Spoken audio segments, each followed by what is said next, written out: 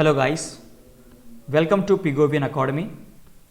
This is V.V. Ramana Reddy, Faculty of Indian Polity and Indian Economy. Guys, ఈ రోజు మనం ఈ వీడియోలో మానిటరీ పాలసీ గురించి డిస్కస్ చేద్దాం.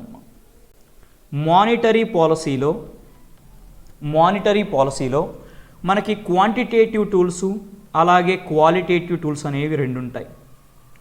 క్వాంటిటేటివ్ టూల్స్ అలాగే క్వాలిటేటివ్ టూల్స్ అనేవి ఉంటాయి. మొదటిగా మనం ఈరోజు క్వాంటిటేటివ్ టూల్స్లో సిఆర్ఆర్ అంటే ఏంటి, అలాగే ఎస్ఎల్ఆర్ అంటే ఏంటో చూద్దాం. అలాగే సిఆర్ఆర్ ఎస్ఎల్ఆర్ని ఏ విధంగా మెయింటైన్ చేస్తారు అనేది చూద్దాం. ఏ విధంగా మెయింటైన్ చేస్తారు, వాటిని ఏ విధంగా క్యాలిక్యులేట్ చేస్తారు. అలాగే సిఆర్ఆర్ ఎస్ఎల్ఆర్ని ఎందుకు బ్యాంకులు మెయింటైన్ చేయాలి, బ్యాంకులు మెయింటైన్ చేయకపోతే ఏమవుతుంది. నెక్స్ట్ అలాగే హాకిష్ మానిటరీ పాలసీ అంటే ఏంటి, డావిష్ మానిటరీ పాలసీ అంటే ఏంటి, ఎక్స్పాన్షనరీ మానిటరీ పాలసీ అంటే ఏంటి, ఈ విషయాలు కూడా మనం డిస్కస్ చేద్దాం. అలాగే సిఆర్ఆర్ ఎస్ఎల్ఆర్కు సంబంధించి maximum limit to minimum limit అనేటటువంటి ఉంటాయా ఉండవా. అలాగే ఇన్ఫ్లేషన్ టైం అంటే ద్రవ్యోల్బణ కాలంలో, అలాగే డిఫ్లేషన్ ప్రతి ద్రవ్యోల్బణ కాలంలో మనం ఏం చేయాలి అంటే ఈ సిఆర్ఆర్ ఎస్ఎల్ఆర్ని ఉపయోగించి మనము ఇన్ఫ్లేషన్ అలాగే డిఫ్లేషన్తో ఏ విధంగా ఫైట్ చేస్తాము. ఓకే, ఇలాంటి విషయాలన్నీ కూడా మనము ఈ వీడియో ద్వారా డిస్కస్ చేద్దాం. సో మొదటిగా గాయస్, నా ప్రొఫైల్ మీరు గమనించినట్లయితే this is myself V V Ramanareddy, వడ్డిపోయిన Venkataramanareddy. So I graduated from National Institute of Technology, Raipur. So I'm doing the MA Economics in IGNOU and UPSCలో నా ఆప్షనల్ వచ్చేసి ఎకనామిక్స్ అమ్మ. ఈ ఎకనామిక్స్తో నేను యూపీఎస్సీ రాస్తున్నాను and this is my teaching experience 4+ years. So now right now I'm working in Unacademy and some other institutes, Kanishka, Kautilya, Adult Solutions, some other institutions is there. So this is about my profile. Okay, and move on to the next one. So మనం టాపిక్లోకి వెళ్దాం. So మొదటిగా మనము టాపిక్లోకి వెళ్దాం. So please note it down guys if possible. So monetary policy introduction చెప్తాను, but అది అవసరం లేదు. బట్ టాపిక్ అంతా అయిపోయిన తర్వాత మాత్రం మనకి ఇంట్రడక్షన్ అర్థమవుతుంది. బట్ ఏదో చెప్పాలి కాబట్టి చెప్తున్నాం, ఓకేనా. సో ఇక్కడ గమనించండి, అంటే మీరు గమనిస్తే గజనీ మూవీ చూస్తే, గజనీ మూవీలో ట్రైలర్లో మనం చూసినప్పుడు సూర్యకి టాటూస్ ఉంటాయి. అయితే మనము సినిమాకి వెళ్ళి చూసిన తర్వాత మాత్రమే టాటూస్ ఎందుకు ఉన్నాయో మనకు అర్థమవుతుంది. మానిటరీ పాలసీ ఇక్కడ కొన్ని చెప్తాను, దాని యొక్క లక్ష్యం ఏంటి, మానిటరీ పాలసీ ద్వారా మనం ఇన్ఫ్లేషన్ ఏ విధంగా కంట్రోల్ చేస్తాం, మానిటరీ పాలసీ ఎకనామిక్ గ్రోత్కి ఏ విధంగా దోహదపడుతుంది, మానిటరీ పాలసీ వలన మనం జాబ్ క్రియేషన్ ఏ విధంగా చేయగలం, ఇలాంటివన్నీ కూడా ఉంటాయి. సో ఇవన్నీ మనకు తెలియాలంటే ఫస్ట్ మానిటరీ పాలసీ అంతా చదివిన తర్వాత మాత్రమే అవి మనం తెలుసుకోగలం. లైక్ అంతే. సో గజనీ సినిమాలో మనకి సూర్య ఎందుకు టాటూస్ ఎంచుకున్నాడు అని తెలియాలంటే సినిమా మొత్తం చూడాలి. సినిమా మొత్తం చూసిన తర్వాత సో ఓకే అతనికి మెమరీ లాస్ ఉంది అనేది మనకు అర్థమవుతుంది, అందుకే టాటూస్ ఉన్నాయండి. అలాగే ఇది కూడా. సరే చూడండి, బేసిక్ ఇంకొకటి, గత ఎగ్జామ్స్ అంటే 2017, 2019లో జరిగిన ఎగ్జామ్స్ని దృష్టిలో పెట్టుకొని సో మనకి ఎక్కువగా ట్రాన్స్లేషన్ మిస్టేక్స్ అనేవి ఉన్నాయి కాబట్టి సో వీలైనంత వరకు ఇంగ్లీష్ టర్మినాలజీ నేర్చుకోవడానికి ప్రయత్నం చేయండి. పెద్ద కష్టమైనటువంటిది కాదు, ఎందుకంటే చెప్పే విధానం అనేది మీకు అర్థమైతే ఈజీగానే అర్థమవుతుంది. సో అది ఇంగ్లీషా తెలుగు అనేది కాదు, మనకి కాన్సెప్ట్ అనేది important. Okay, so let us start guys. Monetary policy అనేటటువంటిది మనకి ఒక మ్యాక్రో ఎకనామిక్ పాలసీ అమ్మ. మానిటరీ పాలసీ అనేటటువంటిది మనకి మ్యాక్రో ఎకనామిక్ పాలసీ. అయితే ఈ మానిటరీ పాలసీని ఎవరు డిజైన్ చేస్తారమ్మా? Monetary policy was designed by the concerned country central bank. ఆ దేశానికి సంబంధించిన కేంద్ర బ్యాంక్ అనేది మనకి మానిటరీ పాలసీని డిజైన్ చేస్తుంది. మన ఇండియాలో సెంట్రల్ బ్యాంక్ అని దేన్ని అంటామమ్మా? ఆర్బీఐని అంటాం. ఓకే, అయితే మానిటరీ పాలసీని ఆర్బీఐ అనేది ఎందుకు తీసుకొస్తుందంటే టు మేనేజ్, వేటిని మేనేజ్ చేయడానికి? To manage money supply and interest rate, అంటే ద్రవ్య సప్లై. సో ద్రవ్య సప్లైని అలాగే ఇంట్రెస్ట్ రేట్లను మేనేజ్ చేయడం కోసం, ఇంట్రెస్ట్ రేట్స్ని మేనేజ్ చేయడం కోసం మనకి ఆర్బీఐ అనేది మానిటరీ పాలసీని తీసుకురావడం జరుగుతుంది. అండ్ ఇంకొకటి ఏంటంటే అమ్మా, ఈ మానిటరీ పాలసీ అనేది మనకి ఒక ఇంపార్టెంట్ రోల్ని ప్లే చేస్తుంది. దేని విషయంలో? మానిటరీ పాలసీ అనేది మనకి ఒక ఇంపార్టెంట్ రోల్ ప్లే చేస్తుంది. దేని విషయంలో?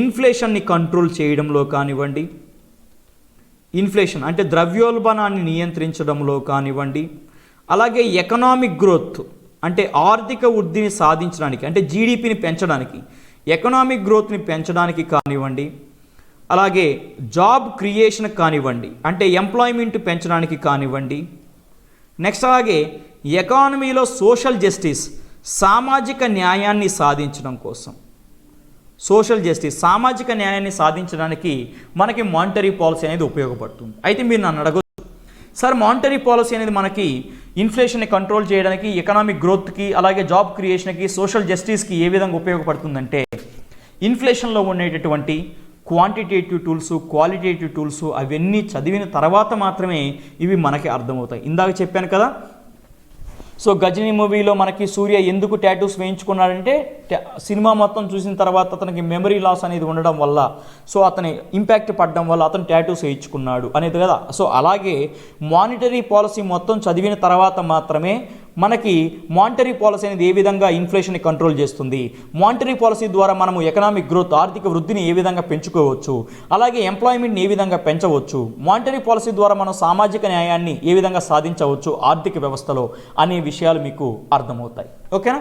And one more thing guys, ఈ మానిటరీ పాలసీ అనేటువంటి సబ్జెక్ట్ అనేది ఫేమస్ అవడానికి కారణం ఎవరు అంటే మిల్టన్ ఫ్రీడ్మన్ అమ్మ, Milton Friedman.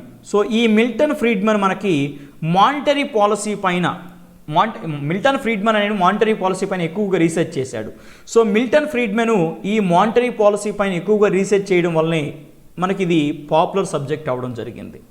And more ever ఇంకొకటి విషయం గమనించినట్లయితే, ఈ మానిటరీ పాలసీ పైన రీసెర్చ్ చేసినందుకు గానే అతనికి 1976లో నోబెల్ ఎకనామిక్స్ కూడా, అంటే ఎకనామిక్స్లో నోబెల్ ప్రైజ్ అనేది కూడా ఇవ్వడం జరిగింది.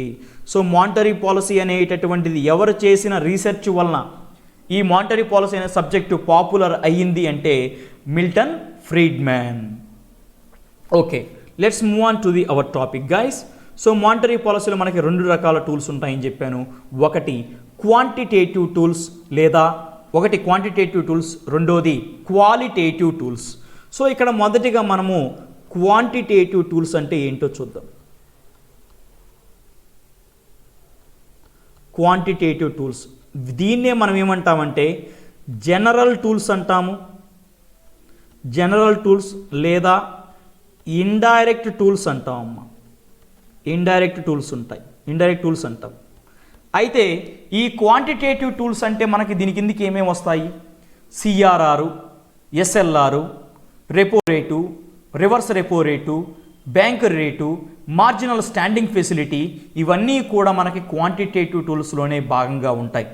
అయితే ఇక్కడ గమనించినట్లయితే ఎప్పుడైనా సరే మనం క్వాంటిటేటివ్ టూల్స్ని పెంచినా లేదా తగ్గించినా టోటల్ ఎకానమీ పైన ఇంపాక్ట్ అనేది ఉంటుంది, టోటల్ ఎకానమీ పైన ఎఫెక్ట్ అనేది ఉంటుంది. ఎఫెక్ట్ అనేది దేనిపైన ఉంటుంది? టోటల్ ఎకానమీ పైన ఇంపాక్ట్ అనేది, ఎఫెక్ట్ అనేటటువంటిది ఉంటుంది. ఓకేనా? అంతేగాని క్వాంటిటేటివ్ టూల్స్లో చేంజెస్ రావడం వల్ల, అంటే CRR, SLR, repo rate, reverse repo rate, bank rate, marginal standing facility, వీటిని పెంచడము లేదా తగ్గించడం వలన ఏదో ఒక సెక్టార్ పైన ఇంపాక్ట్ చూపించదు. సో క్వాంటిటేటివ్ టూల్స్లో ఏదైనా చేంజెస్ వచ్చినట్లయితే టోటల్ ఎకానమీ పైన మాత్రమే ఇంపాక్ట్ అనేది ఉంటుంది. ఈ విషయాన్ని ఫస్ట్ గుర్తుపెట్టుకోండి. అది ఏ విధంగానో మనకి మొదటిగా చూద్దాం. ఇదంతా కంప్లీట్ అయ్యాక మీకు అర్థమవుతుంది.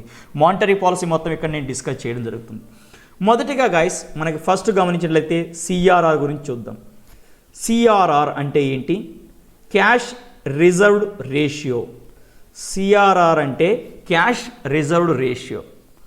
ఫర్ ఎగ్జాంపుల్ ఆర్బీఐ తన యొక్క మానిటరీ పాలసీ ద్వారా సిఆర్ఆర్ని 3%గా ఫిక్స్ చేసింది అనుకోండి.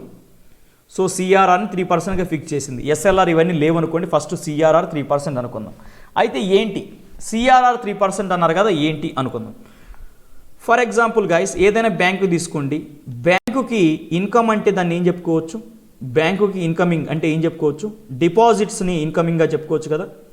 బ్యాంకుకి డిపాజిట్స్ని ఇన్కమింగ్గా చెప్పుకోవచ్చు. ఫర్ ఎగ్జాంపుల్ బ్యాంకుకి డిపాజిట్స్ రూపంలో 100 రూపాయలు వచ్చాయమ్మా. బ్యాంకుకు డిపాజిట్స్ రూపంలో 100 రూపాయలు వచ్చాయి.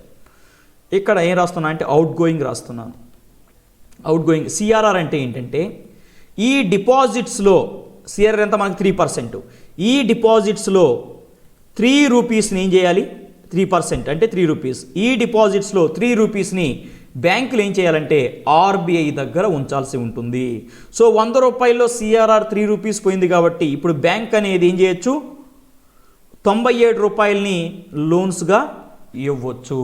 సో సింపుల్గా గుర్తుపెట్టుకోండి సిఆర్ఆర్ అంటే ఏంటి. సో సిఆర్ఆర్ అంటే బ్యాంకులు అనేటటువంటివి ఏం చేయాలి, banks deposit to RBI.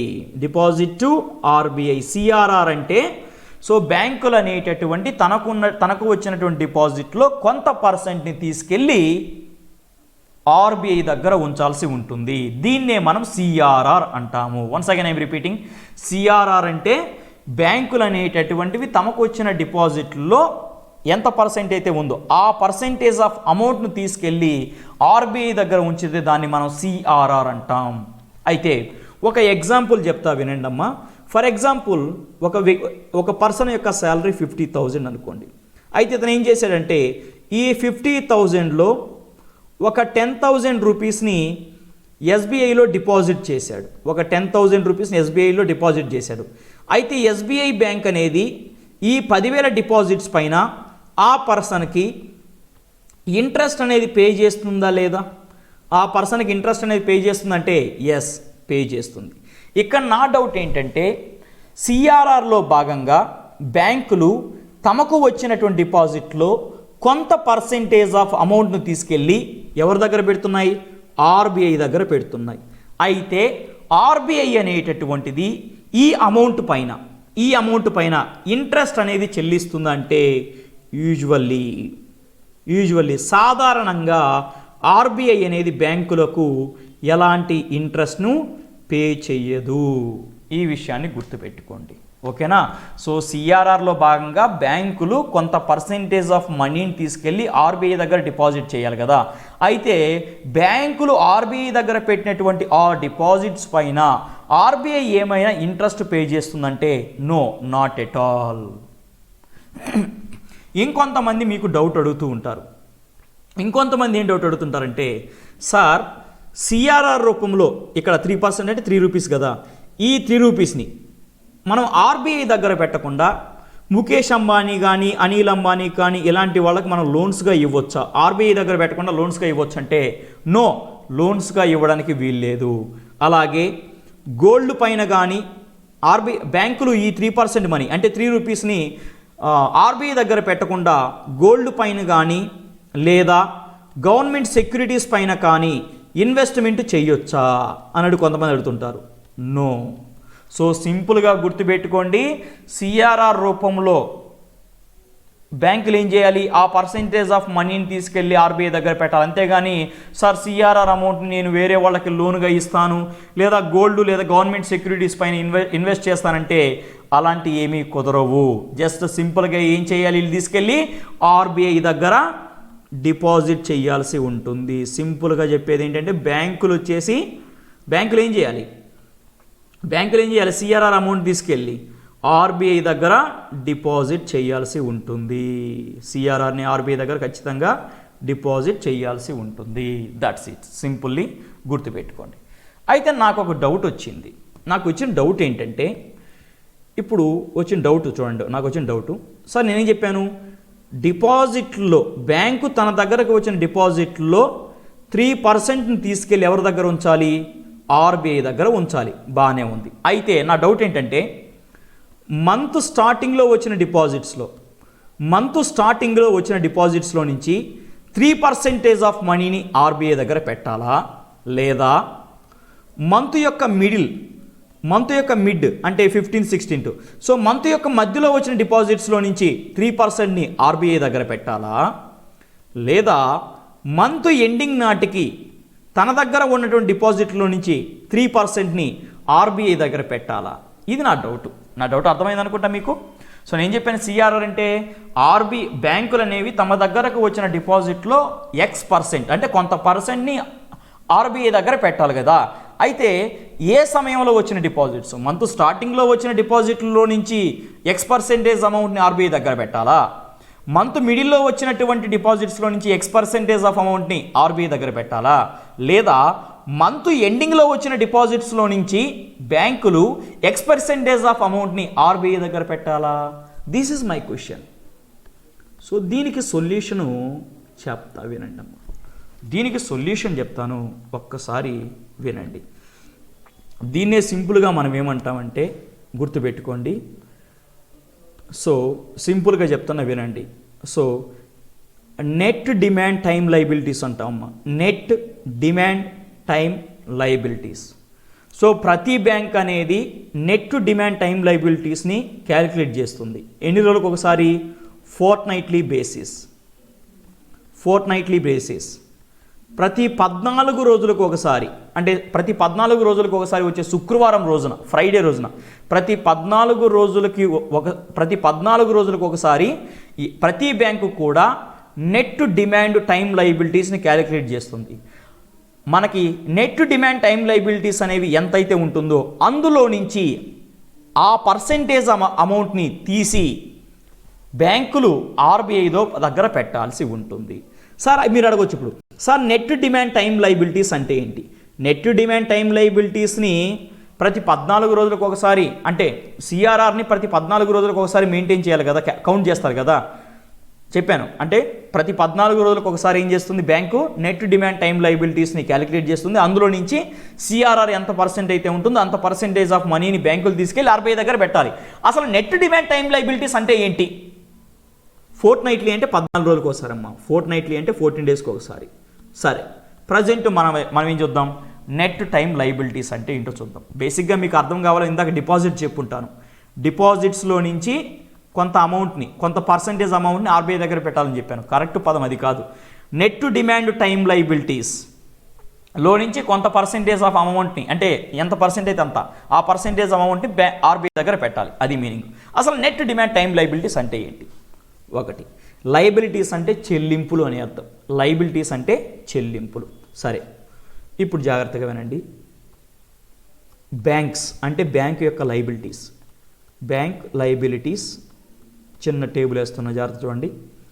So demand deposits, అడిగిన వెంటనే ఇచ్చేటివి. డిమాండ్ డిపాజిట్స్ అంటే ఏమొస్తాయి మనకి? కరెంట్ అకౌంట్ కానీ సేవింగ్ అకౌంట్. డిమాండ్ డిపాజిట్స్ అంటే current account, saving account. Next time deposits. Time deposits అంటే ఫిక్స్డ్ డిపాజిట్స్ ఉంటాయి కదా, ఫిక్స్డ్ డిపాజిట్స్, వాటిని టైం డిపాజిట్స్ అని మనవచ్చు. టైం డిపాజిట్స్ లేదా ఫిక్స్డ్ డిపాజిట్స్. ఓకే, మొదటిగా మనం ఇక్కడ డిపాజిట్స్ రాసుకుందాం. డిపాజిట్స్ అంటే బ్యాంకు దగ్గరకు వచ్చేటి కదా, అందుకని ప్లస్ రాసుకుందాం. అయితే డిమాండ్ డిపాజిట్స్ రూపంలో బ్యాంకు దగ్గరకి 70 రూపాయలు డిపాజిట్ అయ్యాము. Demand deposits current account, saving account రూపంలో బ్యాంకు దగ్గరికి ఎంత డబ్బులు వచ్చాయి? 70 రూపాయలు వచ్చాయి. అలాగే టైం డిపాజిట్స్ రూపంలో బ్యాంకు దగ్గరికి ఎన్ని రూపాయలు వచ్చాయి? 65 రూపాయలని డిపాజిట్ చేశారు. నెక్స్ట్ విత్డ్రాల్స్ కూడా ఉంటాయి కదా, విత్డ్రాల్స్ అన్నారు చెప్పారు కాబట్టి మైనస్ రాసుకుందాం. విత్డ్రాల్స్ అన్నాం కాబట్టి మైనస్ రాసుకుందాం. అయితే కరెంట్ అకౌంట్, సేవింగ్ అకౌంట్ నుంచి కొంతమంది ఏం చేశారంటే 30 రూపాయలని విత్డ్రా చేశారు. టైం డిపాజిట్స్ లేదా ఫిక్స్డ్ డిపాజిట్స్ నుంచి కొంతమంది 5 రూపాయలు విత్డ్రా చేశారు. అది విత్డ్రాల్స్ చూసాం, డిపాజిట్స్ చూసాం. ఇప్పుడు మనకేం కావాలంటే నెట్ అమౌంట్ కావాలి. నెట్ అమౌంట్ లెఫ్ట్, ఇంకెంత అమౌంట్ మిగిలింది బ్యాంకు దగ్గర? నెట్ అమౌంట్ లెఫ్ట్, బ్యాంకు దగ్గర ఇంకెంత అమౌంట్ మిగిలింది? సో చూడండి, ఇప్పుడు డిమాండ్ డిపాజిట్స్ రూపంలో బ్యాంకు దగ్గర ఎంత ఉంది? సో డిమాండ్ డిపాజిట్ రూపంలో బ్యాంకు దగ్గరికి 70 రూపాయలు వచ్చాయి, 30 రూపాయలు వెళ్ళిపోయి. ఇప్పుడు ఎంత? +40. అంతే కదా. డిమాండ్ డిపాజిట్స్ రూపంలో బ్యాంకు దగ్గర ఇంకా ఎంత ఉంది? 40 రూపాయలు ఉంది. ఫిక్స్డ్ డిపాజిట్స్ రూపంలో ఇంకా బ్యాంకు దగ్గర ఎంత ఉంది? +65 రూపాయలు డిపాజిట్ అయ్యాయి, -5 రూపాయలు విత్డ్రా అయ్యాయి. ఎంత ఉంది? +60 రూపాయలు. టోటల్గా కలిపితే మనకు ఎంత వస్తుంది? టోటల్గా కలిపితే 100 రూపాయలు. టోటల్గా కలిపితే ఎంత వచ్చింది? 100 రూపాయలు. సో ఇది క్యాలిక్యులేట్ చేసింది. ఇప్పుడు మనకి ఏమొచ్చింది? 100 రూపాయలు అనేది ఏంటి? ఈ 100 రూపీస్ని మనం ఏమంటామంటే నెట్ డిమాండ్ టైం లయబిలిటీస్ అంటాం. దీన్ని ఎన్ని రోజులకు ఒకసారి కౌంట్ చేస్తామమ్మా? నెట్ డిమాండ్ టైం లయబిలిటీస్ని 14 డేస్కి ఒకసారి కౌంట్ చేస్తాం. 14 డేస్కి ఒకసారి కౌంట్ చేస్తాం. సో ఇప్పుడు మనకి నెట్ డిమాండ్ టైం లయబిలిటీస్ ఎంత? 100 రూపాయలు ఉంది. సో సిఆర్ఆర్ ఎంత సిఆర్ఆర్ ఎంత పెట్టాలి మనము? 3%. సిఆర్ఆర్ 3% అంటే ఎంత? 3 రూపీస్ని తీసుకెళ్ళి నెట్ డిమాండ్ టైం లయబిలిటీస్ల నుంచి 3 రూపీస్ని తీసుకెళ్ళి ఏం చేయాలి? ఆర్బీఐ దగ్గర పెట్టాల్సి ఉంటుంది. ఆర్బీఐ దగ్గర పెట్టాల్సి ఉంటుంది. సో ఇది విషయం. ఓకే. సో సిఆర్ఆర్ని ఎన్ని రోజులకు ఒకసారి కౌంట్ చేస్తారు? ప్రతి 14 రోజులకు ఒకసారి, వచ్చే ఫ్రైడే రోజున. ఓకే, ఫోర్ట్ నైట్లీ బేసిస్ అంటే 14 రోజులకు ఒకసారి నెట్ డిమాండ్ టైం లయబిలిటీస్ని కౌంట్ చేసి అందులో నుంచి X% ఎంత పర్సెంట్ అయితే సిఆర్ఆర్ ఉందో అంత పర్సెంట్ని తీసి ఆర్బీఐ దగ్గర ఉంచాల్సి ఉంటుంది. You got this point? గుర్తుపెట్టుకోండి, మీకు ఎగ్జామ్లు అడుగుతాడు అప్పుడప్పుడు. ఏమడుగుతాడు? బ్యాంకులు సిఆర్ఆర్ని ఎన్ని రోజులకు ఒకసారి కౌంట్ చేస్తాయి? ఫోర్ట్ నైట్లీ బేసిస్, 14 రోజులకు ఒకసారి, అంతే కదా? ఎన్డిటిఎల్ 14 రోజులకు ఒకసారి కదా కౌంట్ చేసేది, అంటే 14 రోజులకు ఒకసారి. అర్థమవుతుందా? సో సిఆర్ఆర్ని బ్యాంకులు ఎన్ని రోజులకు ఒకసారి కౌంట్ చేయాల్సి ఉంటుంది? ఫోర్ట్ నైట్లీ బేసిస్, 14 రోజులకు ఒకసారి. సో ప్రతి 14 రోజులకు ఒకసారి ఎన్డిటిఎల్ని కౌంట్ చేస్తారు. కౌంట్ చేసిన తర్వాత ఎంత అయితే అమౌంట్ వస్తుందో ఆ అమౌంట్లో నుంచి సిఆర్ఆర్ ఎంత పర్సెంట్ అయితే ఉంటుందో అంత పర్సెంటేజ్ ఆఫ్ మనీని తీసుకెళ్ళి ఆర్బీఐ దగ్గర ఉంచాల్సి ఉంటుంది. So please note it down guys. So banks అనేటటువంటి సిఆర్ఆర్ని ఎన్ని రోజులకు ఒకసారి కౌంట్ చేయాలి? On fort nightly basis. కావాలంటే ఇక్కడ సైడ్ రాసుకోండి, counted on fort nightly basis. Counted on fort nightly basis. అర్థమైందా? సో అది ఇప్పుడు చెప్పండి. సో బ్యాంకు దగ్గరకు వచ్చేటటువంటి డిపాజిట్స్లో నుంచి కొంత పర్సెంటేజ్ ఆఫ్ అమౌంట్ని ఆర్బీఐ దగ్గర పెట్టాలా? బ్యాంకు దగ్గర ఉన్నటువంటి నెట్ డిమాండ్ టైం లయబిలిటీస్లో నుంచి కొంత పర్సెంటేజ్ అమౌంట్ని ఆర్బీఐ దగ్గర పెట్టాలా? సో బ్యాంకు దగ్గర ఉండేటటువంటి నెట్ డిమాండ్ టైం లయబిలిటీస్లో నుంచి కొంత పర్సెంటేజ్ అమౌంట్ని ఆర్బీఐ దగ్గర పెట్టాలి. స్టార్టింగ్లో మీకు డిపాజిట్స్ అని చెప్పాను, ఎందుకంటే అర్థం కాదని ఇక్కడ డిపాజిట్స్ చెప్పాను. అర్థమైందా? సో అది విషయం. ఓకే అమ్మా. సో ఈ విధంగా మనం నేర్చుకోవడం వల్ల మనకి ఏమవుతుంది అంటే ఎక్కువ కాలం పాటు మనకి గుర్తుండడానికి అవకాశం అనేది ఉంటుంది. ఓకే. సో నెక్స్ట్ సిఆర్ఆర్ గురించి చూద్దాం. సిఆర్ఆర్ గురించి ఇంకొక పాయింట్ కూడా చెప్తాను వినండి అమ్మా. వినండి. సో సిఆర్ఆర్ని ఆర్బీఐ చూడండి, గివ్ మీ 1 సెకండ్, సైలెంట్లో పెడుతున్నాను. యా. సో సిఆర్ఆర్ అంటే ఏం చెప్పాను? బ్యాంకులు తమ దగ్గర ఉండేటటువంటి నెట్ డిమాండ్ టైం లయబిలిటీస్లో నుంచి X% తీసి ఎవరి దగ్గర పెట్టాలి? ఆర్బీఐ దగ్గర పెట్టాల్సి ఉంటుంది. అయితే ఈ X% ఆఫ్ అమౌంట్ పైన ఆర్బీఐ అనేది ఇంట్రెస్ట్ పే చేస్తుందా? ఇంట్రెస్ట్ అనేది పే చేయదు. అయితే గుర్తుపెట్టుకోండి, యూజువల్గా సాధారణంగా ఇంట్రెస్ట్ని అయితే పే చేయదు. అయితే మీరు గమనించినట్లయితే 1999లో బ్యాంకింగ్ సెక్టార్ అనేది స్లో డౌన్లో ఉండడం వలన అంటే అది ఇంకే ఒక రకమైన క్రైసిస్లో ఉన్నప్పుడు ఆర్బీఐ ఏం చేసిందంటే ఫస్ట్ టైము ఇంట్రెస్ట్ను పే చేసింది. బేసిక్గా ఆర్బీఐ అనేది సిఆర్ఆర్ పైన ఎలాంటి ఇంట్రెస్ట్ను పే చెయ్యదు. But for the first time 1999లో బ్యాంకింగ్ సెక్టార్ అనేది స్లో డౌన్లో ఉండడం వలన ఆర్బీఐ అనేటటువంటిది బ్యాంకులకు కొంత ఇంట్రెస్ట్ అనేది పే చేసింది సిఆర్ఆర్ పైన. అయితే మీరు అడగొచ్చు, సార్ ఎందుకు పే చేసింది సార్, ఏ విధంగా పే చేసింది సార్? అలాంటి పిహెచ్డి విషయాలు మనకి ఇక్కడ అవసరం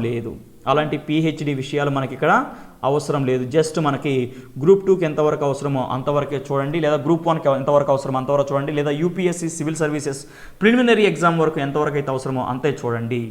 సో మనం ఎకనామిక్స్ పైన పిహెచ్డి చేయట్లేదు కాబట్టి ఇవన్నీ కూడా మనకు అవసరం లేదు. ఓకే. అండ్ మీకు జాబ్ వచ్చిన తర్వాత కావాలంటే పిహెచ్డి చేయండి, నో ప్రాబ్లం. నేను చదవద్దని చెప్పట్లేదు, జాబ్ వచ్చిన తర్వాత.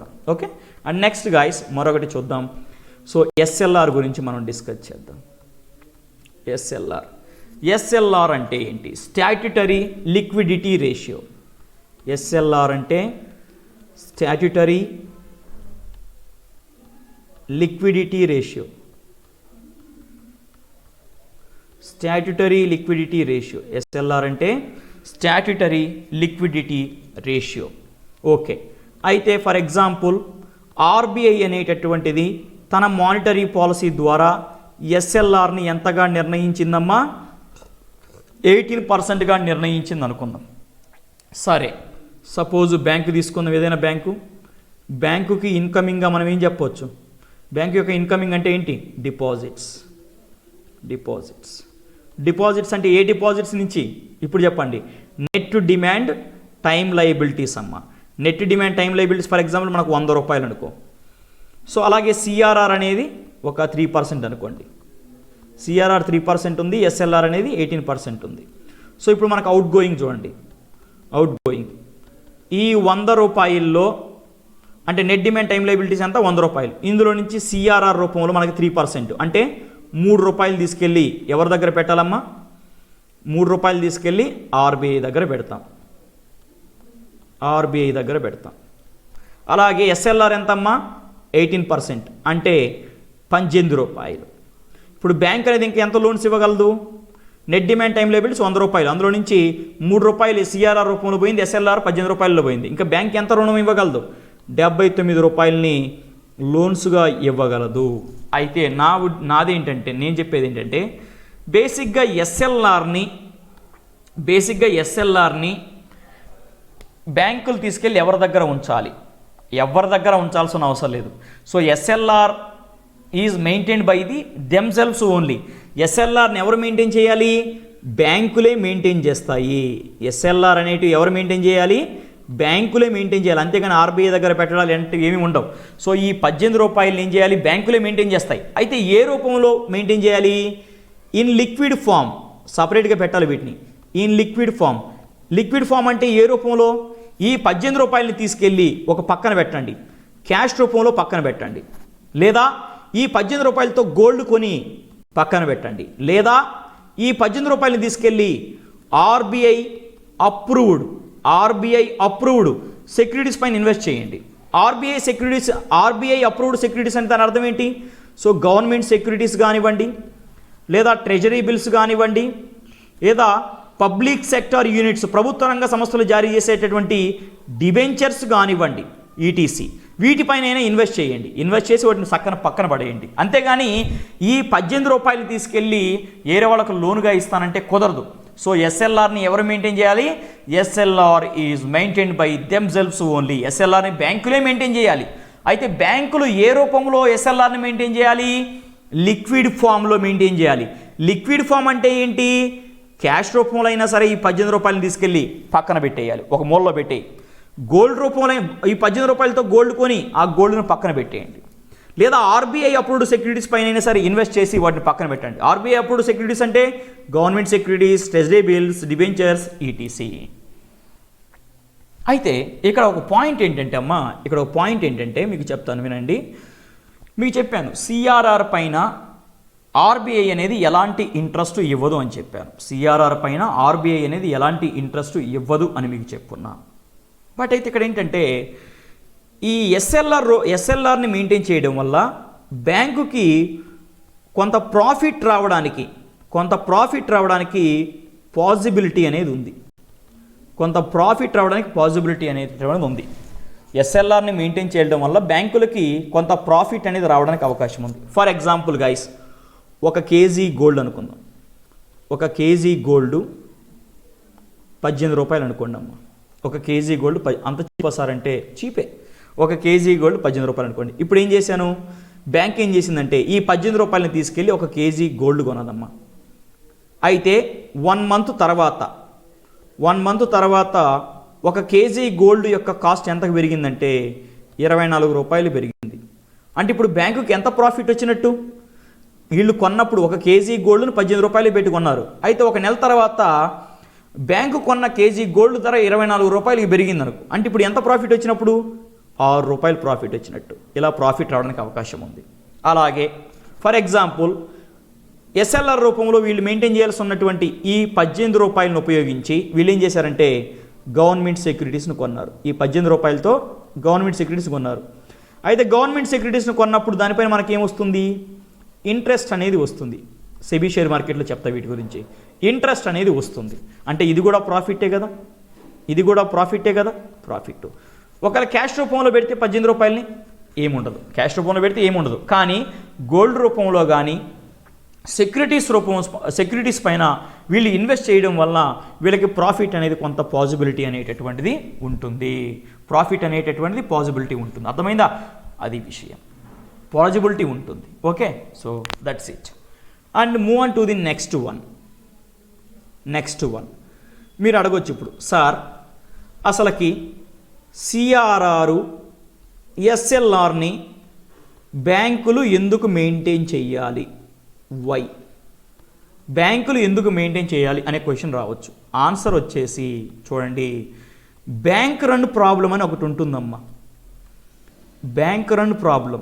సో ఈ బ్యాంక్ రన్ ప్రాబ్లం నుంచి వీళ్ళు తప్పించుకోవాలంటే ఖచ్చితంగా సిఆర్ఆర్ ఎస్ఎల్ఆర్ని మెయింటైన్ చేయాల్సి ఉంటుంది. అసలు బ్యాంక్ రన్ ప్రాబ్లం అంటే ఏంటి sir? Please explain in simple way. Yes, of course I will explain it. For example, మనకి ఇండియాలో మంచి న్యూస్, నలుగురికి ఉపయోగపడే న్యూస్ అయితే పెద్దగా షేర్ అవ్వదు, పెద్దగా తెలియదు. అదే ఒక పనికిమాలిన న్యూస్, ఒక ఎదవ న్యూస్ అయితే, ప్రోపగండా అయితే ఈజీగా స్ప్రెడ్ అవుతుంది. ఫర్ ఎగ్జాంపుల్, ఆ బాబతిలోనే కొంతమంది వాట్సాప్, టెలిగ్రాము, ఫేస్బుక్, ట్విట్టర్ వీటి ద్వారా ఏం చేశారంటే కొంత ప్రచారం చేశారు.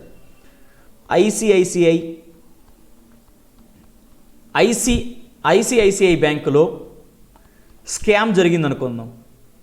ఏదో ఒక చిన్న స్కామ్ అనుకుందాం. అయితే ఐసిఐసిఐ బ్యాంకులో స్కామ్ జరగడం వల్ల ఐసిఐసిఐ బ్యాంకుని షట్ డౌన్ చేస్తున్నారు, ఇది దివాలా తీయడానికి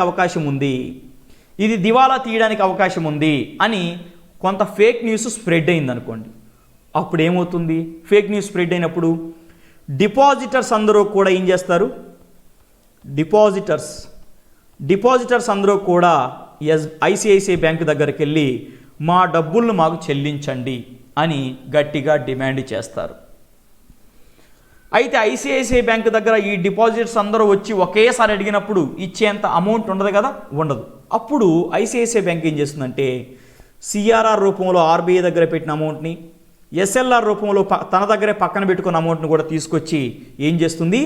ఈ డిపాజిటర్స్కి కొంత మనీ ఇస్తుంది, స్ప్లిట్ చేసి. ఫర్ ఎగ్జాంపుల్, ఒక వ్యక్తి 10,000 డిపాజిట్ చేశాడు అనుకో, 5,000 సరే, ఎవరైతే వచ్చారో వాళ్ళకి కొంత అమౌంట్ అనేది ఇస్తుంది. ఆలోపు మనకి ఆర్బీఐ ఇన్వాల్వ్ అవుతుంది. డిపాజిట్స్ అందరూ బ్యాంక్ మీద పడిపోతారు, మా డిపాజిట్లు మాకు తిరిగి చెల్లించండి అన్నప్పుడు సో ఐసిఐసిఐ బ్యాంక్ ఏం చేస్తుంది? తన దగ్గర ఉండే డబ్బుల్ని, అలాగే సిఆర్ఆర్ని, ఎస్ఎల్ఆర్ రూపంలో ఉన్న డబ్బులన్నింటిని తీసుకొచ్చి డిపాజిటర్స్కి కొంత ఇస్తూ ఉంటారు. ఆలోపు ఆర్బీఐ ఏం చేస్తుంది? ఐసిఐసిఐ బ్యాంక్ విత్డ్రాల్స్ పైన ఏం చేస్తుంది? ఒక లిమిట్ అనేది పెడుతుంది. ఆలోపు ఐసిఐసిఐ బ్యాంక్ విత్డ్రాల్స్ పైన ఒక లిమిట్ పెడుతుంది. అంటే వన్ పర్సను 1 వీక్లో 10,000 కంటే ఎక్కువ విత్డ్రా చేయకూడదు అని చెప్తాడు. మీకేం ప్రాబ్లం లేదు, ఐసిఐసిఐ బ్యాంక్ అనేది షట్ డౌన్ కాదు, దివాలా తీయడం లేదు అని హామీ ఇచ్చిన తర్వాత మళ్ళీ ఏం చేస్తాడు? విత్డ్రాల్స్ పైన సీలింగ్, ఒక లిమిట్ అనేది పెడతాడు. సో ఒక పర్సను ఒక వారంలో 10,000 మాత్రమే విత్డ్రా చేయాలి అని చెప్తూ ఉంటాడు. ఇది సెకండరీ.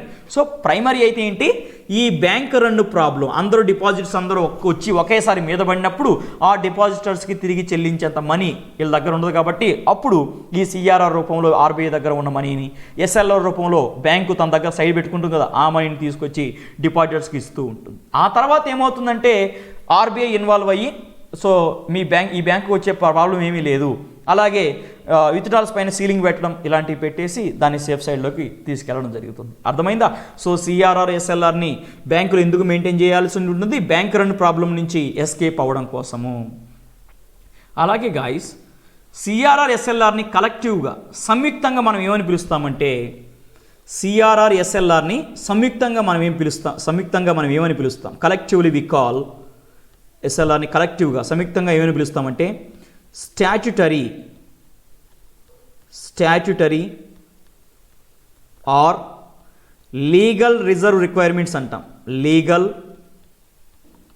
రిజర్వ్ రిక్వైర్మెంట్స్ అంటాం. లీగల్ రిజర్వ్ రిక్వైర్మెంట్స్ అంటాం. ఎందుకంటాం అసలు మీకు ఒకసారి గమనించండి. అప్పుడప్పుడు మీరు పాలిటీలో వింటుంటారు. పాలిటీలో ఏమంటుంటారంటే స్టాట్యుటరీ బాడీస్ అంటాం. పాలిటీలో స్టాట్యుటరీ బాడీస్ అంటే ఏంటి? చట్టబద్ధ సంస్థలు అని అర్థం. ఏదైనా పార్లమెంటు కానీ లేదా అసెంబ్లీ కానీ చేసినటువంటి యాక్ట్స్, చట్టాల ద్వారా ఏదైనా ఒక సంస్థ ఏర్పడితే దాన్ని చట్టబద్ధ సంస్థ అంటాం. అవునా కదా? స్టాట్యుటరీ. అలాగే లీగల్ అంటే చట్ట ప్రకారం. సో సిఆర్ఆర్ ఎస్ఎల్ఆర్ని మనం చట్ట ప్రకారం ఖచ్చితంగా పాటించాలి. అందుకని వీటిని మనము స్టాట్యుటరీ లేదా లీగల్ రిజర్వ్ రిక్వైర్మెంట్స్ అంటాం. సో ఏ చట్టం ప్రకారం బ్యాంకులు సిఆర్ఆర్ని మెయింటైన్ చేయాలి? ఏ చట్టం ప్రకారం బ్యాంకులు సిఆర్ఆర్ని మెయింటైన్ చేయాలి? RBI act 1934. ఆర్బీఐ యాక్ట్ 1934 ప్రకారము సిఆర్ఆర్ని బ్యాంకులు మెయింటైన్ చేయాల్సి ఉంటుంది. అలాగే ఏ యాక్ట్ ప్రకారం ఎస్ఎల్ఆర్ని బ్యాంకులు మెయింటైన్ చేయాల్సి ఉంటుంది అంటే ఏ యాక్ట్ ప్రకారం అమ్మా? Banking regulation act. Banking regulation act 1949 ప్రకారం ఎస్ఎల్ఆర్ని బ్యాంకులు మెయింటైన్ చేయాల్సి ఉంటుంది. సో చట్ట ప్రకారం ఎస్ఎల్ఆర్ సిఆర్ఆర్ని బ్యాంకులు మెయింటైన్ చేయాలి. అందుకని వీటిని మనము స్టాట్యుటరీ లేదా లీగల్ రిజర్వ్ రిక్వైర్మెంట్స్ అంటాము. Okay, no problem. Yes. And next అలాగే మరొక విషయం మనం చూద్దాం. వీటికి మ్యాక్సిమం లిమిట్, మినిమం లిమిట్స్ ఉన్నాయా సార్ అని మీరు అడగొచ్చు. అంటే ఎస్ఎల్ఆర్ని మ్యాక్సిమం ఎంతవరకు ఉంచవచ్చు, అలాగే ఎస్ఎల్ఆర్ని మినిమం ఎంతవరకు ఉంచవచ్చు, సిఆర్ఆర్ని మ్యాక్సిమం ఎంతవరకు ఉంచవచ్చు, అలాగే సిఆర్ఆర్ని మినిమం ఎంతవరకు ఉంచవచ్చు అనే డౌట్లు కూడా కొంతమందికి వస్తుంటాయి.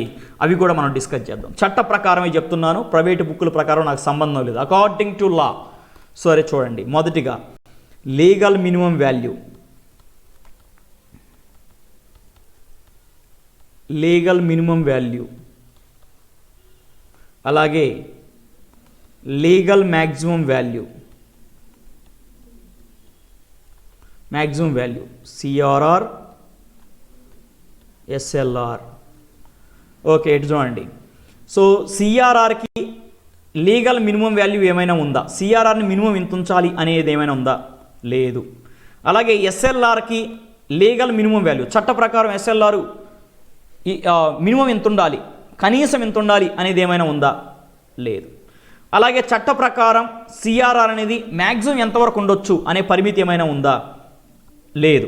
అలాగే ఎస్ఎల్ఆర్ అనేది చట్ట ప్రకారం మ్యాక్సిమం ఎంతవరకు ఉండాలి అంటే లిమిట్ అనేది ఉంది. ఎస్ఎల్ఆర్ని మనం మ్యాక్సిమం ఎంతవరకు పెంచవచ్చు? 40% వరకు మాత్రమే పెంచవచ్చు. సో ఎస్ఎల్ఆర్కి మినిమం వాల్యూ లేదు, కానీ మ్యాక్సిమం మనం ఎస్ఎల్ఆర్ని ఎంతవరకు ఉంచవచ్చు? 40% వరకు ఉంచవచ్చు. అయితే ఇక్కడ కొంతమంది అడుగుతూ ఉంటారు, సార్ సిఆర్ఆర్, ఎస్ఎల్ఆర్ అనే రెండు కాన్సెప్ట్లు ఎందుకు? ఇవి రెండు కూడా ఆల్మోస్ట్ ఒకలానే ఉన్నాయి కదా, వీటిని మెర్జ్ చేయొచ్చు కదా, వీటిని మెర్జ్ చేయొచ్చు కదా అని కొంతమంది డౌట్ వస్తుంది. సో ఇలాంటి డౌట్ ఎవరికైతే వచ్చిందో మీరు సింపుల్గా సిఆర్ఆర్, ఎస్ఎల్ఆర్ని మెర్జ్ చేయాలని చెప్పి మినిస్ట్రీ ఆఫ్ ఫైనాన్స్కు కానివ్వండి, అలాగే పిఎంఓకి కానీ ప్రైమ్ మినిస్టర్ ఆఫీస్కి లెటర్ రాయండి. ఇన్ కేసు వాళ్ళు కనుక మెర్జ్ చేస్తే ఆ డేటా చదువుకోండి. ఒకవేళ మీ లెటర్కి వాళ్ళు రెస్పాన్స్ చేయకుండా మెర్జ్ చేయకపోతే ఇప్పుడు మనం చెప్పుకున్న విషయాలే మీరు చదువుకుంటూ ఉండండి. ఓకేనా? సో మ్యాక్సిమం మెర్జ్ చేయరేమో మీరు లెటర్ రాసినా కూడా. సో ఇదే ఫాలో అవ్వాల్సి ఉంటుంది. Okay sir. నెక్స్ట్ అలాగే మరొకటి కూడా చూద్దాం.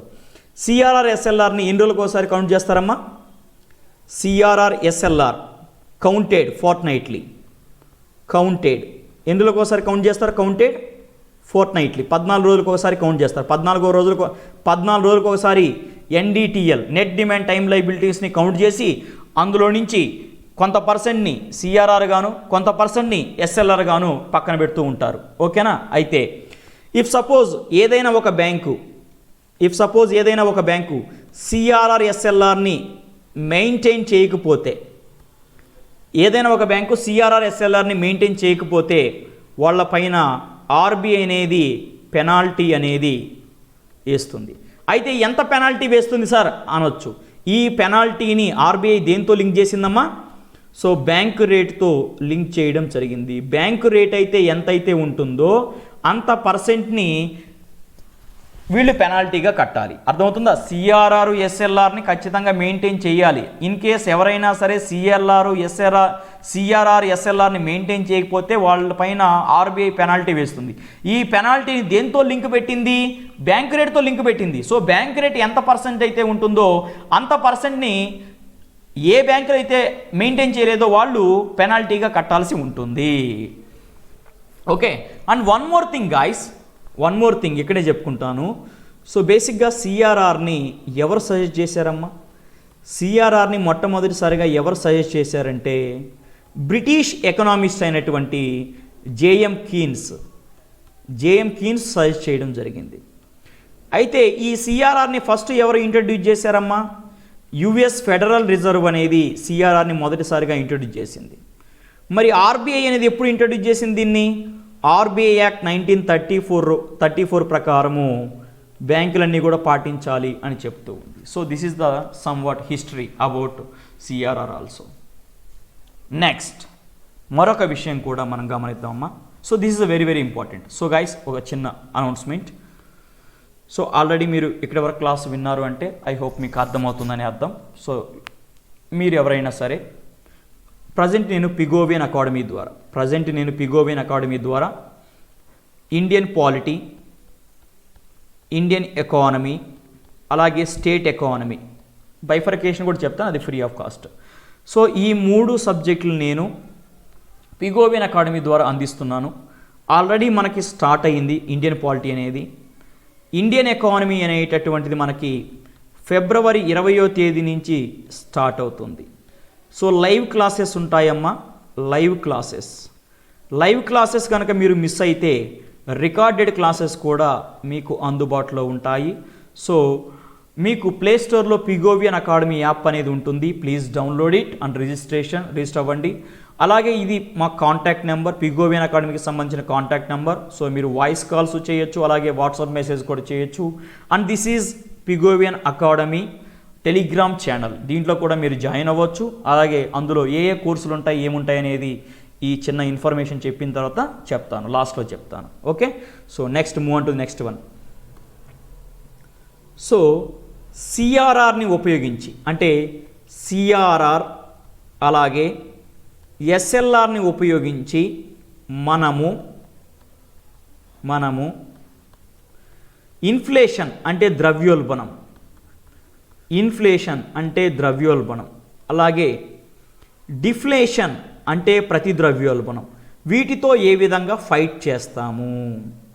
సిఆర్ఆర్ ఎస్ఎల్ఆర్ని ఉపయోగించి how to use them against inflation and deflation. ఈ సిఆర్ఆర్ ఎస్ఎల్ఆర్ను ఉపయోగించి మనం ఇన్ఫ్లేషన్ అలాగే డిఫ్లేషన్తో ఏ విధంగా మనం ఫైట్ చేస్తాము అనేది కూడా చూద్దాం. ఓకేనా? అసలు బేసిక్గా ఫస్ట్ థింగ్ అసలు బేసిక్గా మనకి ఇన్ఫ్లేషన్ అనేది ఎందుకు వస్తుందమ్మా? అసలు ఇన్ఫ్లేషన్ అంటే ఏంటి? ప్రైజెస్ పెరగడం వల్ల. ప్రైజెస్ పెరిగినట్లయితే జనరల్ ప్రైస్ లెవెల్, సాధారణ ధరల సూచి, జనరల్ ప్రైస్ లెవెల్ అంటే ధరలు అనేవి పెరిగితే దాన్ని మనము ఇన్ఫ్లేషన్ అంటాం. ధరలు పెరిగితే దాన్ని మనం ఏమంటాం? ఇన్ఫ్లేషన్ అంటాం. సరే, అసలు ఇన్ఫ్లేషన్ ఎందుకు వస్తుంది? ఇన్ఫ్లేషన్ ఎందుకు వస్తుందంటే మార్కెట్లో మనీ సప్లై, ద్రవ్య సప్లై అనేది ఎక్కువగా ఉండడం వల్ల, మార్కెట్లో మనీ సప్లై అనేది ఎక్కువగా ఉండడం వల్ల మనకి ఇన్ఫ్లేషన్ వస్తుంది. మనీ సప్లై ఎక్కువగా ఉంటే ఇన్ఫ్లేషన్ ఎట్లా అవుతుంది సార్ అని అడగచ్చు. మనీ సప్లై ఎక్కువగా ఉండడం వల్ల మనకి కన్జంప్షన్ వినియోగం అనేటటువంటిది తక్కువగా ఉంటుంది. వినియోగం అనేది ఎక్కువగా ఉంటుంది. మనీ సప్లై అనేది ఎక్కువగా ఉండడం వల్ల మనకి వినియోగం అనేటటువంటిది ఎక్కువగా ఉంటుంది. ఓకే, సో వినియోగం ఎక్కువగా ఉంటుంది. కన్జంప్షన్ వినియోగం ఎక్కువగా ఉండడం వల్ల మనకేమవుతుంది? గూడ్స్ అండ్ సర్వీసెస్కి డిమాండ్ అనేది ఎక్కువగా ఉంటుంది. గూడ్స్ అండ్ సర్వీసెస్కి డిమాండ్ ఎక్కువ అవుతుంది. డిమాండ్ పెరిగినప్పుడు ఆటోమేటిక్గా మనకేమవుతుంది? వస్తు సేవలకు డిమాండ్ పెరిగితే ఆటోమేటిక్గా మనకి ప్రైజెస్ అనేవి పెరుగుతాయి. ఈ ప్రైజెస్ పెరగడాన్ని మనం ఏమంటున్నాము? ఇన్ఫ్లేషన్ అంటున్నాం. సో ఇప్పుడు మనము ఇన్ఫ్లేషన్ని కంట్రోల్ చేయాలంటే ఏం చేయాలి? ఇన్ఫ్లేషన్ని కంట్రోల్ చేయాలంటే మొదటిగా మనము మనీ సప్లైని తగ్గించాలి. ఇన్ఫ్లేషన్ని కంట్రోల్ చేయాలంటే మొదటిగా మనము మనీ సప్లైని తగ్గించాలి. ఏ విధంగా తగ్గిస్తాం? Let us take one example guys. Let us take one example. For example మనకి ఆర్బీఐ అనేది తన మానిటరీ పాలసీ ద్వారా సిఆర్ఆర్ని 3%గా నిర్ణయించింది, ఎస్ఎల్ఆర్ని ఒక 18%గా నిర్ణయించింది. సపోజ్ ఎస్బీఐ బ్యాంక్ దగ్గరికి 100 రూపాయలు డిపాజిట్స్ వచ్చాయమ్మా. అదే నెట్ ఎస్బీఐ బ్యాంక్ దగ్గర ఎంత ఉంది? Net demand time liabilities 100 rupees ఉందమ్మా. అయితే ఈ 100 రూపాయల్లో సిఆర్ఆర్ రూపంలో ఎంత వెళ్ళిపోతుంది? ఈ 100 రూపాయల సిఆర్ఆర్ రూపంలో 3 రూపాయలు వెళ్ళిపోతుంది. ఎస్ఎల్ఆర్ రూపంలో 18 రూపాయలని బ్యాంక్ ఏం చేయాలి? పక్కన పెట్టాల్సి ఉంటుంది. ఇప్పుడు ఎస్బీఐ బ్యాంక్ అనేది ఎన్ని రూపాయలని లోన్స్గా ఇవ్వగలుగుతుంది? సో 79 రూపాయలని లోన్స్గా ఇవ్వగలుగుతుంది. అవునా? సో ఇది పక్కన పెట్టు. దీన్ని ఇప్పుడు కంపేర్ చేద్దాం. ఫర్ ఎగ్జాంపుల్ గైస్, ఇప్పుడు ఆర్బీఐ ఏం చేసిందంటే తన మానిటరీ పాలసీ ద్వారా సిఆర్ఆర్ని 5%కి పెంచింది, ఎస్ఎల్ఆర్ని వచ్చేసి 21%కి పెంచింది. సిఆర్ఆర్ని 5%కి, ఎస్ఎల్ఆర్ని 21%గా పెంచింది. అయితే సపోజు ఎస్బీఐ దగ్గర నెట్ డిమాండ్ టైం లయబిలిటీస్ లేదా సింపుల్గా చెప్పాలంటే 100 రూపాయలు డిపాజిట్స్ ఉన్నాయి. 100 రూపాయలు డిపాజిట్స్ ఉన్నాయి. ఇందులో మనకి సిఆర్ఆర్ రూపంలో ఆర్బీఐ దగ్గర ఎంత ఉంచాల్సి ఉంటుంది? 5 రూపాయలు. ఎస్ఎల్ఆర్ రూపంలో బ్యాంకు తన దగ్గరే పక్కన ఎంత పెట్టాల్సి ఉంటుంది? 21 రూపాయలు పక్కన పెట్టాలి. అంటే మొత్తం 100 రూపాయల నుంచి ఎంత పోయినాయి? 26 రూపాయలు పోయినాయి. ఇప్పుడు బ్యాంక్ అనేది ఎన్ని రూపాయలని లోన్స్గా ఇవ్వగలుగుతుంది? కేవలం 74 రూపాయలు. అంతే కదా? కేవలం 74 రూపాయలని లోన్స్గా ఇవ్వగలుగుతుంది. అయితే ఇప్పుడు గమనించండి. సో ప్రీవియస్గా గమనిస్తే, సో ఈ ఎగ్జాంపుల్తో గమనిస్తే, ఈ ఎగ్జాంపుల్ మీరు చూసినట్లయితే బ్యాంకులు ఇచ్చే లోన్స్ తగ్గిపోయాయి, పెరిగినాయా? ఇక్కడ 79 రూపాయలు లోన్స్ ఇస్తుంది, ఇక్కడికి వచ్చాక 74 రూపాయలు లోన్స్ ఇస్తుంది. సో బ్యాంకు ఇచ్చేటటువంటి బ్యాంకు దగ్గర మనీ అనేది తగ్గిపోయింది. సో ఇప్పుడు ఏమవుతుంది? బ్యాంకు దగ్గర కనుక మనీ ఎక్కువగా ఉన్నదనుకో, బ్యాంకు దగ్గర మనీ ఎక్కువగా ఉన్నదనుకో, తక్కువ వడ్డీ రేటుకే లోన్లు ఇస్తుంది. అయితే గతంతో పోలిస్తే, దీంతో పోలిస్తే ఇక్కడ బ్యాంకు దగ్గర మనీ తగ్గిపోయింది. సో ఇప్పుడు ఏం చేస్తుంది? బ్యాంకు తాను ఇచ్చేటటువంటి లోన్స్ పైన ఇంట్రెస్ట్ రేట్, వడ్డీ రేట్ అనేది ఎక్కువగా వసూలు చేస్తుంది. అంతే కదా? బ్యాంకు దగ్గర ఎప్పుడైతే మనీ తగ్గిపోతుందో అప్పుడు లోన్స్ పైన ఎక్కువ ఇంట్రెస్ట్ రేట్ని వసూలు చేస్తుంది. సరే, ఎక్కువ వడ్డీ రేట్ ఉండడం వల్ల ప్రజలు తక్కువ లోన్స్ తీసుకుంటారా, ఎక్కువ లోన్స్ తీసుకుంటారా? వడ్డీ రేట్ అనేది ఎక్కువగా ఉంది. చూడండి, వడ్డీ రేట్ ఎక్కువగా ఉండడం వల్ల ప్రజలు లోన్స్ అనేవి తక్కువగా తీసుకుంటారు. లోన్స్ తక్కువగా తీసుకోవడం వల్ల మనకేమవుతుంది? మార్కెట్లో మనీ సప్లై అనేటటువంటిది తగ్గిపోతుంది. మనీ సప్లై తగ్గిపోవడం వల్ల మనకేమవుతుంది? గూడ్స్ అండ్ సర్వీసెస్కి డిమాండ్ అనేటటువంటిది తగ్గిపోతుంది. డిమాండ్ తగ్గితే ఆటోమేటిక్గా మనకేమవుతుంది? ప్రైజెస్ అనేటటువంటివి తగ్గుతాయి. ప్రైజెస్ తగ్గితే మనం ఏం చేసేసినట్టు? ఇన్ఫ్లేషన్ని కంట్రోల్ చేసినట్టే కదా. ప్రైజెస్ తగ్గిందంటే మనము ఇన్ఫ్లేషన్ని కంట్రోల్ చేసినట్టే కదా. కంట్రోల్ చేశాము. సరే, సో ఇక్కడ మీరు గమనించండి, ఇన్ఫ్లేషన్ని కంట్రోల్ చేయడం కోసం ఆర్బీఐ ఈ రేట్స్ని ఏం చేసింది? క్యాష్ రిజర్వ్ రేషియోని, ఎస్ఎల్ఆర్ స్టాటరీ లిక్విడ్ రేషియోని, బ్యాంక్ రేటు, రెపో రేటు ఇలాంటి వాటిని ఏం చేసింది? పెంచుతుంది. ఆర్బీఐ అనేది తన ఇన్ఫ్లేషన్ని కంట్రోల్ చేయడానికి, జాగ్రత్తగా గమనించండి, ఇన్ఫ్లేషన్ని కంట్రోల్ చేయడానికి, వన్స్ అగైన్ ఐఎమ్ రిపీటింగ్, ఇన్ఫ్లేషన్ని కంట్రోల్ చేయడానికి ఆర్బీఐ ఏం చేస్తుంది? CRR, SLR, repo rate, reverse repo rate వీటన్నిటిని కూడా పెంచుతుంది. అంటే ఇంట్రెస్ట్ రేట్ని పెంచింది.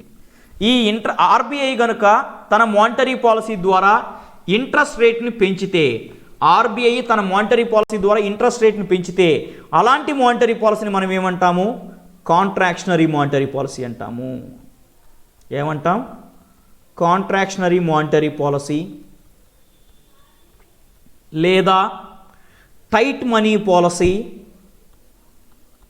లేదా డియర్ మానిటరీ పాలసీ లేదా హాకిష్ మానిటరీ పాలసీ అంటాము. లేదా హాకిష్ మానిటరీ పాలసీ అంటాము. అర్థమైందా? సో సింపుల్గా గుర్తుపెట్టుకోండి, ఇన్ఫ్లేషన్ని కంట్రోల్ చేయడానికి ఆర్బీఐ అనేది ఎలాంటి మానిటరీ పాలసీని తీసుకొస్తుంది? ఇన్ఫ్లేషన్ని కంట్రోల్ చేయడానికి ఆర్బీఐ అనేది కాంట్రాక్షనరీ మానిటరీ పాలసీ, లేదా టైట్ మానిటరీ పాలసీ, లేదా డియర్ మనీ పాలసీ, లేదా హాకిష్ మానిటరీ పాలసీని తీసుకొస్తుంది. ఈ కాంట్రాక్షనరీ లేదా టైట్ లేదా డియర్ లేదా హాకిష్ మానిటరీ పాలసీలో ఇంట్రెస్ట్ రేట్లు ఏ విధంగా ఉంటాయి? ఎక్కువగా ఉంటాయి. అంటే సిఆర్ఆర్, ఎస్ఎల్ఆర్, రెపో రేట్ ఇవన్నీ కూడా ఎక్కువగా ఉంటాయి. So you have to note it down guys. ఎగ్జామ్లో అడగడానికి ఎక్కువ స్కోప్ అనేది ఉంటుంది. Next same deflation. డిఫ్లేషన్ కూడా సేమే చెప్తాను చూడండి. బేసిక్గా మనకి డిఫ్లేషన్ అంటే ఏంటమ్మా? డిఫ్లేషన్ ప్రతి ద్రవ్యోల్బణం. డిఫ్లేషన్ అంటే ఏంటి? ధరలు తగ్గడాన్ని ప్రైజెస్ అనేవి తగ్గడాన్ని మనం డిఫ్లేషన్ అంటాం. సరే మీరు అడగొచ్చు, సార్ ప్రైజెస్ ఎందుకు తగ్గుతాయి సార్ అంటే, మార్కెట్లో మనీ సప్లై తక్కువగా ఉంటే, కనుక తక్కువగా ఉంటే మనకి డిఫ్లేషన్ వస్తుంది. ఎలా సార్ చెప్పండి అంటే, ఇప్పుడు మనీ సప్లై తక్కువ ఉండడం వల్ల మనకి ఏమవుతుంది? కన్జంప్షన్, వినియోగం లేదా ఎక్స్పెండిచర్, ప్రజల యొక్క కన్జంప్షన్, వినియోగం లేదా ఎక్స్పెండిచర్ తగ్గిపోతుంది. దాని ద్వారా గూడ్స్ అండ్ సర్వీసెస్కి డిమాండ్ ఏమవుతుంది? తగ్గిపోతుంది. డిమాండ్ తగ్గిపోవడం వల్ల ఆటోమేటిక్గా మనకి ఏమవుతుంది? ప్రైజెస్ అనేవి తగ్గిపోతాయి. ప్రైజెస్ తగ్గిపోవడాన్ని మనం ఏమంటాం? డిఫ్లేషన్ అంటాం. సో ఇప్పుడు మనమేమో డిఫ్లేషన్ని కంట్రోల్ చేయాలంటే మొదటిగా మనం ఏం చేయాలి? ఈ మనీ సప్లైని పెంచాలి. డిఫ్లేషన్ని కంట్రోల్ చేయాలంటే మొదటిగా మనము మనీ సప్లైని పెంచాల్సి ఉంటుంది. ఏ విధంగా పెంచుతాం? Let us see the example guys. ఒక ఎగ్జాంపుల్ తీసుకుందాం.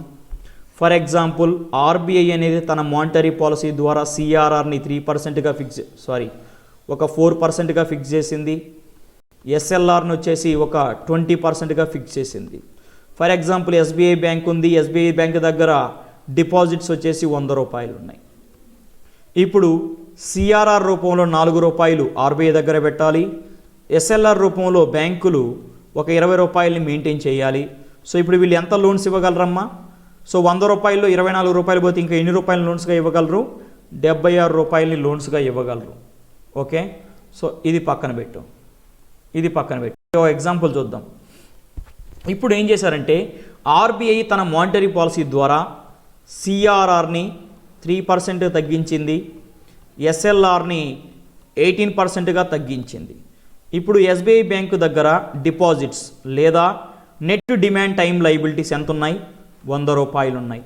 ఇందులో సిఆర్ఆర్ రూపంలో ఆర్బీఐ దగ్గర ఎంత పెట్టాలి? 3 రూపాయలు. ఎస్ఎల్ఆర్ రూపంలో ఎంత పెట్టాలి? 18 రూపాయలు. సో ఇప్పుడు ఎస్బీఐ బ్యాంకు ఎన్ని రూపాయలని లోన్స్గా ఇవ్వగలుగుతుంది? 79 రూపాయలని. అవునా? ఇప్పుడు మీరు గమనించండి, గతంతో పోలిస్తే ఎస్బీఐ దగ్గర ఉండేటటువంటి లోనబుల్ అమౌంట్స్ ఏమైంది? ఎస్బీఐ దగ్గర లోనబుల్ అమౌంట్ ఏమైంది? గతంలో ఎస్బీఐ బ్యాంకు 76 రూపాయలని లోనుగా ఇవ్వగలదు. ఇప్పుడు ఎస్బీఐ బ్యాంక్ అనేది 79 రూపాయలని లోనుగా ఇవ్వగలదు.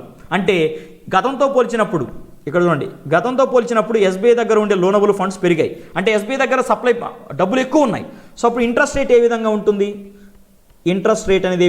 తక్కువగా ఉంటుంది. అవునా? ఇంట్రెస్ట్ రేట్ తక్కువగా ఉన్నప్పుడు ప్రజలు ఎక్కువ లోన్స్ తీసుకుంటారు, తక్కువ లోన్స్ తీసుకుంటారా? వడ్డీ రేట్ తక్కువగా ఉంది, సో లోన్స్ అనేవి ఎక్కువగా తీసుకుంటారు. లోన్స్ ఎక్కువ తీసుకోవడం వల్ల మనకేమవుతుంది? మార్కెట్లో మనీ సప్లై అనేటటువంటిది ఎక్కువ అవుతుంది. మనీ సప్లై ఎక్కువ అవడం వల్ల నెక్స్ట్ మనకేమవుతుంది? మనీ సప్లై అనేది ఎక్కువ అవడం వల్ల మనకి కన్జంప్షన్, వినియోగం లేదా ఎక్స్పెండిచర్, వ్యయం, కన్జంప్షన్ అనేటటువంటిది పెరుగుతుంది. కన్జంప్షన్ పెరగడం వల్ల మనకేమవుతుంది? గూడ్స్ అండ్ సర్వీసెస్కి డిమాండ్ అనేది పెరుగుతుంది. సో డిమాండ్ పెరగడం వల్ల మనకేమవుతుంది? ప్రైజెస్ పెరుగుతాయి. ప్రైజెస్ పెరిగాయంటే దాని అర్థం ఏంటి? మనం డిఫ్లేషన్ని కంట్రోల్ చేసామనే కదా. ప్రైజెస్ పెరిగాయంటే దాని అర్థం ఏంటి? మనం డిఫ్లేషన్ని నియంత్రించాం, ప్రతి ద్రవ్యోల్బణాన్ని మనము నియంత్రించామనే కదా అర్థం. ఎస్, నియంత్రించాము. అయితే ఇక్కడ మీరు గమనించండి, ప్రతి ద్రవ్యోల్బణాన్ని డిఫ్లేషన్తో ఫైట్ చేయడం కోసము ఆర్బీఐ ఏం చేసింది? సిఆర్ఆర్, ఎస్ఎల్ఆర్ వీటిని ఏం చేసింది అంటే ఇంట్రెస్ట్ రేట్ని ఏం చేసింది? తగ్గించింది. సిఆర్ఆర్, ఎస్ఎల్ఆర్ ఇలాంటి వాటిని తగ్గించింది. అవునా కదా? డిఫ్లేషన్తో ఫైట్ చేయడం కోసము ఆర్బీఐ అనేది తన మానిటరీ పాలసీ ద్వారా సిఆర్ఆర్, ఎస్ఎల్ఆర్, రెపో రేటు ఇలాంటి వాటిని తగ్గించింది. సో తగ్గిస్తే ఆర్బీఐ మానిటరీ పాలసీ ద్వారా ఇంట్రెస్ట్ రేట్ని తగ్గిస్తే దాన్ని మనం ఏమంటాము? ఎక్స్పాన్షనరీ మానిటరీ పాలసీ లేదా ఈజీ మానిటరీ పాలసీ లేదా చీప్ మానిటరీ పాలసీ లేదా డావిష్ మానిటరీ పాలసీ అంటాము. అర్థమవుతుందా? సో డిఫ్లేషన్తో ఫైట్ చేయడం కోసం ఆర్బీఐ ఎలాంటి మానిటరీ పాలసీని తీసుకొస్తుంది? ఎక్స్పాన్షనరీ లేదా ఈజీ లేదా చీప్ లేదా dovish monetary policy.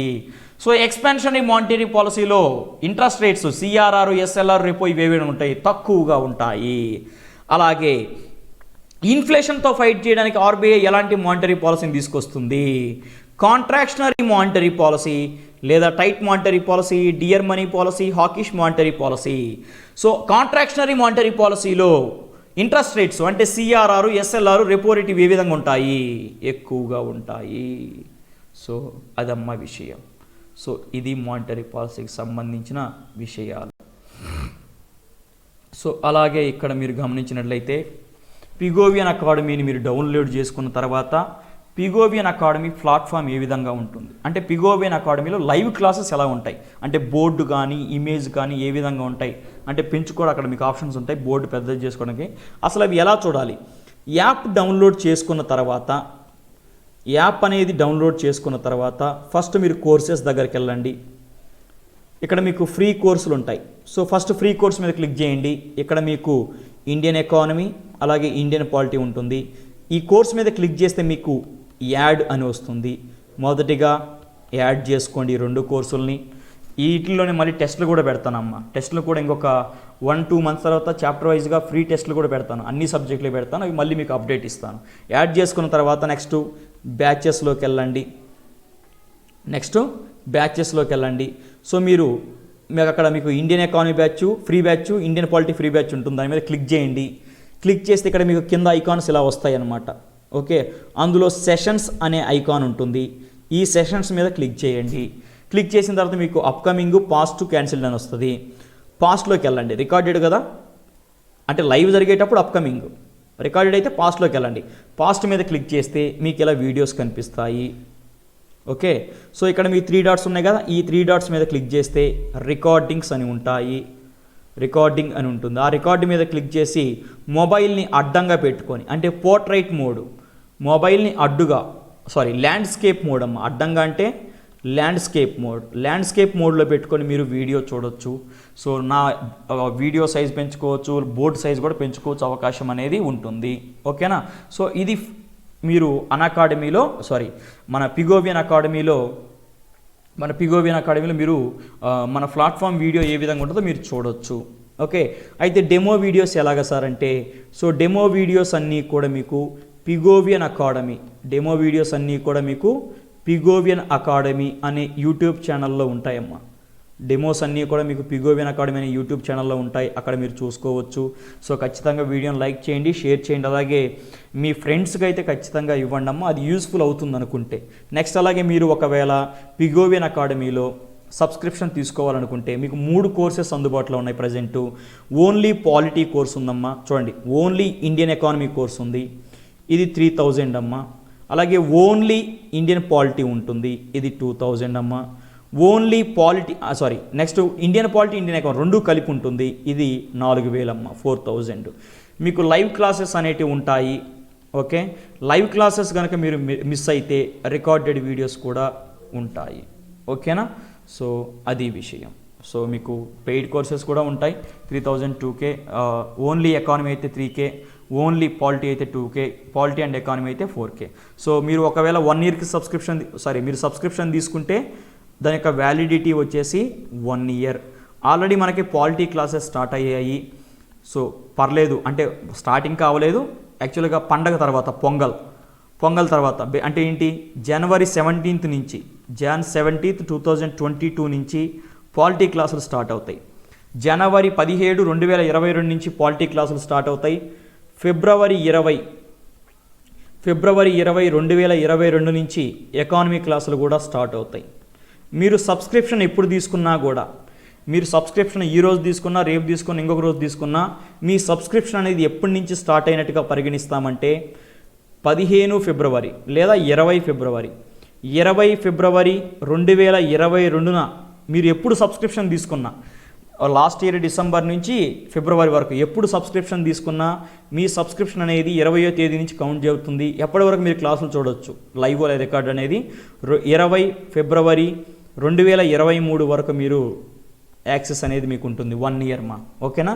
So live classes ఉంటాయి, అలాగే చాప్టర్ వైజ్ టెస్ట్లు అనేటివి ఉంటాయి, అలాగే బైఫర్కేషన్ కూడా చెప్తూ ఉంటాను ఇందులోనే, ఓకేనా.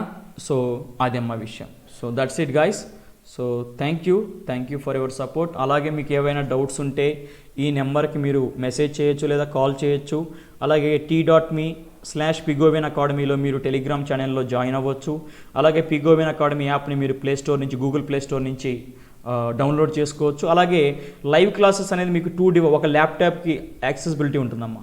ఒక ల్యాప్టాప్లో చూడొచ్చు, అలాగే 1 మొబైల్, అంతకు మించి నెంబర్ ఆఫ్ డివైజెస్ అనేవి అలౌ లేదనమాట. ఓకే, సో అది విషయం. So thank you guys, thank you so much. We will meet again with monetary policy. Thank you.